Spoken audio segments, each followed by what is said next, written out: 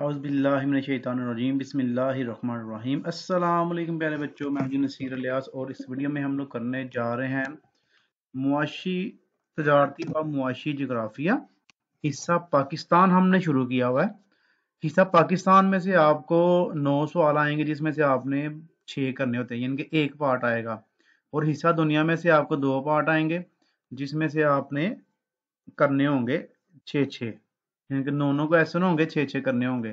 کہہ لیں کہ 24 نمبر کا جو ہے پیپر آپ کو حصہ دنیا سے آئے گا اور 12 نمبر کا پیپر آپ کو آئے گا حصہ پاکستان سے۔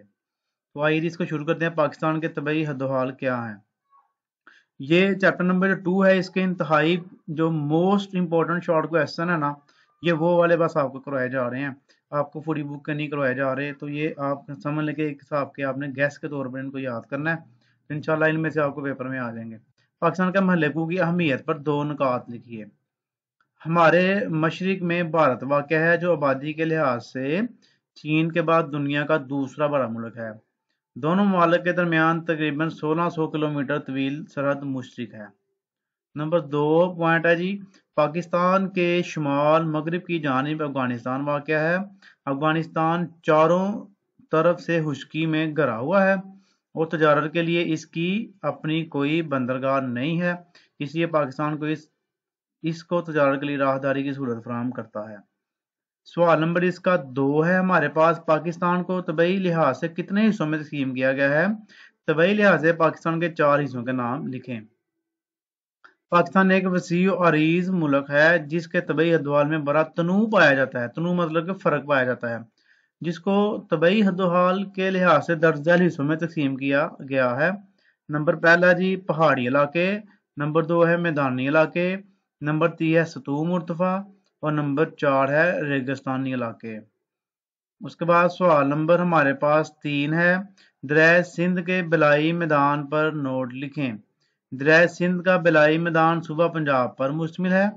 یہ میدان شمال میں اٹک سے شروع ہو کر جنوب میں مٹن کوٹ تک پھیلا ہوا ہے۔ دریائے سندھ اور اس کے معاون دریا جہلم، چناب، راوی اور ستلج اس میدان کو سیراب کرتے ہیں۔ یہ میدان سطح سمندر سے 400 سے 800 فٹ بلند ہے، جس کی ڈھلوان شمال سے جنوب کی طرف ہے۔ اس کے بعد یہ سوال نمبر ہمارے پاس 4 ہے، رچنا دواب پر نوٹ لکھیں۔ اس کا جواب ہوگا دریائے راوی اور دریائے چناب کا یہ درمیانی علاقہ 2.8 ملین ہیکٹر پر پھیلا ہوا ہے۔ اس میں نارووال، سیالکوٹ، گجرانوالہ، حافظ آباد، جنگ، فیصل آباد، ٹوبہ ٹیک سنگھ کے اضلاع شامل ہیں۔ یہ علاقہ چاول کی پیداوار میں عالمی شہرت رکھتا ہے۔ اس کے علاوہ کپاس، گندم، مکئی اور گنا بھی اس علاقے کی اہم پیداوار میں شامل ہے۔ سوال نمبر 5 ہے جی، دریائے سندھ کے زیریں میدان پر نوٹ لکھیں۔ دریائے سندھ کے زیریں میدان کی 4 خصوصیات بیان کریں۔ یہ میدان جنوبی حصے میں صوبہ سندھ میں واقع ہے، یہ ہموار میدان ہے، یہ مٹھن کوٹ تک پھیلا ہوا ہے۔ شمال میں یہ میدان 400 فٹ بلند ہے، جبکہ جنوب میں صرف 20 فٹ بلند رہ جاتا ہے۔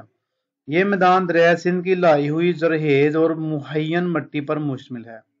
دریائے سندھ کا مغربی علاقہ پرانی دریائی مٹی پر مشتمل ہے، جبکہ مشرقی علاقہ دریائی مٹی سے بنا ہے۔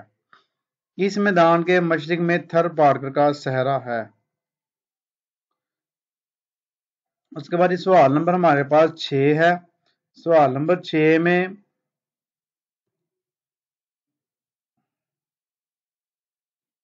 پاکستان کے پہاڑی علاقوں یا پہاڑی سلسلوں کے نام لکھیں۔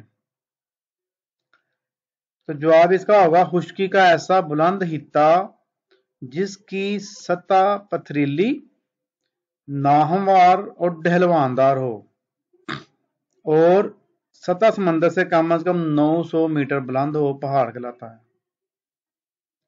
پاکستان کے پہاڑی علاقے 3 وسیع سلسلوں میں منقسم ہیں۔ نمبر 1 شمال اور شمال مشرقی پہاڑی علاقے، नंबर 2 शमाल मगरबी और मगरबी पहाड़ी इलाके। नंबर 3 बस्ती पहाड़ी इलाके। सवाल नंबर 7 है जी, शमाल और शमाल मशरकी पहाड़ी इलाकों पर नोट लिखें। शमाल और शमाल मशरकी पहाड़ी इलाकों पर नोट लिखें। जवाब है इसके लिए पाकिस्तान का शुमाली इलाका कोह हिमालय और कोह कराकरम के अजीम सिलसिलों से घिरा हुआ है, जिसकी चौड़ाई 200 मील से ज्यादा है। इन पहाड़ों की औसत बुलंदी 600 मीटर 6000 मीटर है। 600 नहीं, 6000 नहीं, 6000 मीटर। हाँ 6000, 600 नहीं, 600 काटते हैं।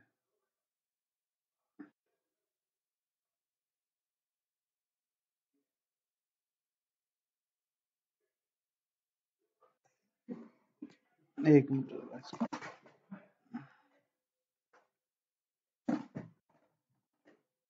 ये ना